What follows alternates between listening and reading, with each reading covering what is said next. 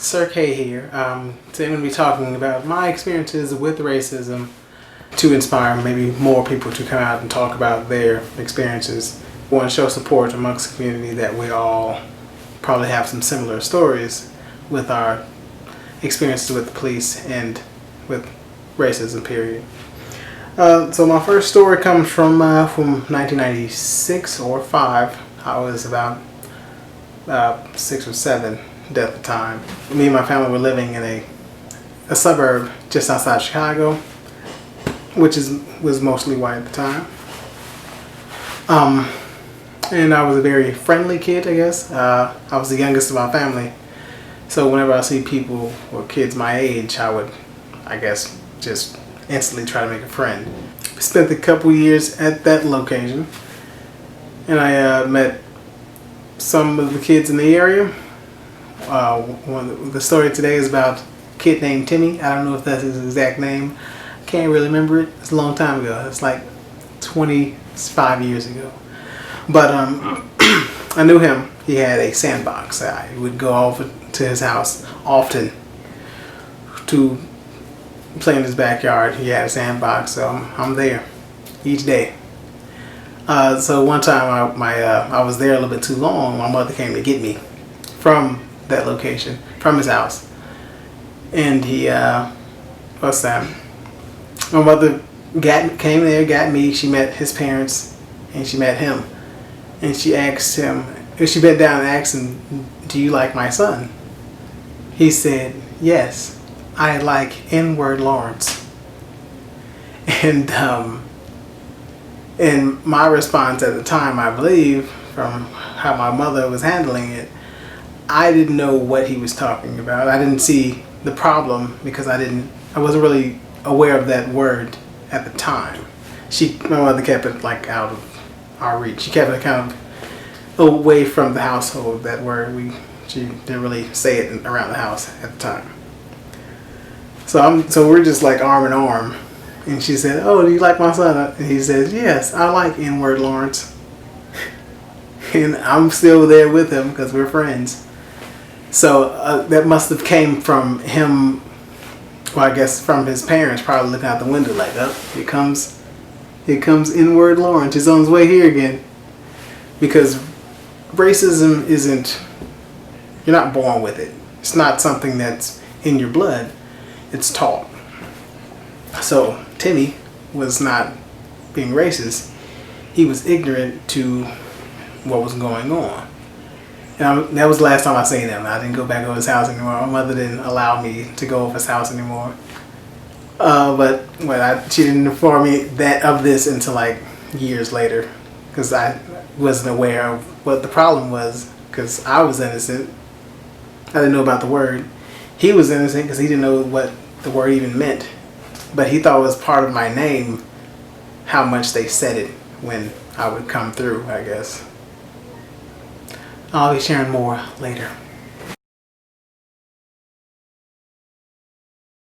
Welcome back. Like I said before, these are a series of stories that I've had with either racism or police. If you feel inclined to share your story, do so. I believe this is one of the ways that we can start to have more understanding here in America. I got the full fro on effect today. With the coronavirus, I have not been able to see my barber, so that's what it is. But I already told you about the first story. Go back and see that video if you'd like, or it might be in a compilation of one of my first experiences with, well, a white friend saying the N-word.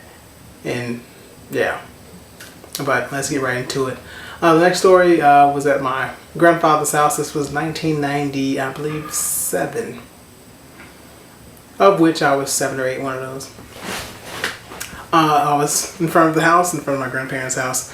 No family members were with me. I was just hanging out in front of the house doing something. It was cold outside. I remember having a coat, so it must have been like fall or winter, one of those.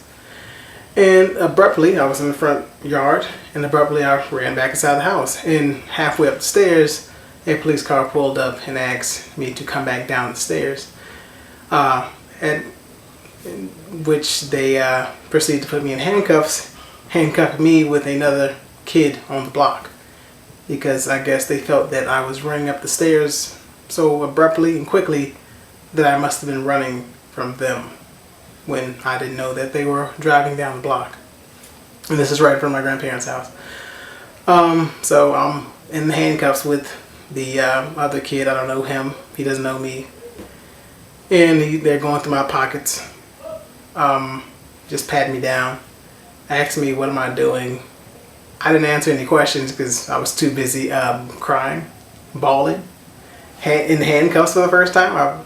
I'm 7 years old in handcuffs. After that, I remember my grandfather, he came out. He had his cane and he was complaining to them, saying, get my grandson out of those handcuffs. I think he was cursing at them or whatever, but he was very upset with, which he should have been, because why is there a problem with me playing outside from my grandparents' house? Shouldn't be any problems. I'm just being a kid outside. So then after enough of my grandfather, I guess, complaining to them and him telling them to take me out of the handcuffs, they eventually took me out of the handcuffs. Again, I'm still bawling, crying as we go inside the house, and that was just it. Same neighborhood, different location, different time. This time I was 16. I was riding my bike from a friend's house, trying to get home. And I was riding the bike pretty fast, I guess. Not too sure what brought them to my attention. I had my hoodie on and I'm riding my bike, and it's like 6 o'clock at night, and I'm trying to get home before it gets too dark. So doing that, full speed, going down the street. The police are coming down the one way from the opposite way. So they're going against the traffic of the street. And they almost hit me. I'm riding my bike down one way, which I'm not expecting anyone to come the opposite way. I'm just full speeding. They cut down the other way, cut me off. Pretty much their car was turned to the side, and I immediately just hopped off the bike, put my hands up, because I would rather not be shot. Too many stories of that in Chicago. I instantly went straight to put my hands up. So they grabbed me, put me up against the car, had me put my hands on top of the car. They were checking my pockets, and then they went into my underwear and checked my private area, pretty much. Nothing was inserted, calm yourself. But they did check all around my private area to check and see if I had drugs there. So me, as a 16-year-old who hears about cops killing people often, I just stayed there and took my mind out of the situation. It sounds terrible, but you have to do what you have to do to survive. So you can't go off on the cops. They have guns. This is before even body cams. So I just did as they said, and they started checking my entire area. Pat the legs, all inside there. White guy with his hands in your drawers is kind of you're not gonna forget that. I would say that you're not gonna forget that situation. And they just asked me questions. Where are you going? I said I'm going home. I'm answering every question honestly. Where are you going? Where you coming from? And while I was trying to escape the situation, I'm just giving out random information at this point. Like, I was like giving her my background of like other places I've lived. I've lived in Louisiana. I was in Bolingbrook, and I guess I was trying to escape the situation by doing that. Not too sure. And he just still patted me down, checked me out. Then he finished checking me. I thanked them for keeping the streets safe, trying to be, I guess, be a sly comeback at them or something. I don't know why I said that. And then he just said, get out of here. And I hopped on my bike, kept going, and try not to be affected by these types of interactions. But hopefully we will make progress here in America. Together, only together can we move forward. but it will take for them to see us differently. Even when like a non-black person does something, usually most of America does not accumulate all of that race to that one incident. But for some reason they do it with the black community.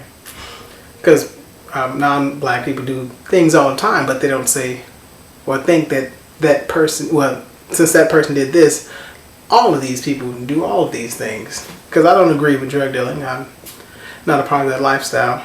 But should I be affected by that lifestyle? I don't think so. That's pretty unfair for them to be checking my underwear at 16 just because there's other teenagers in this area who sell drugs.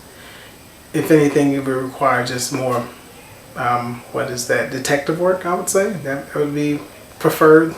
Instead of blanketing the entire community with everyone's a criminal, you should put your detective hat on and investigate, which I think most the cops who know their area, their beat, they know who sells drugs and who don't. But they choose to just blanket it versus putting their mind to it. So hopefully we can make progress. If you have any stories, I do encourage you to share them. So that way we can start to, for one, the community will hopefully start seeing themselves. Well, from hearing these stories, they might feel less alone in their less alone period. And maybe even non-black Americans could start to understand why we have our problems with the police and racism.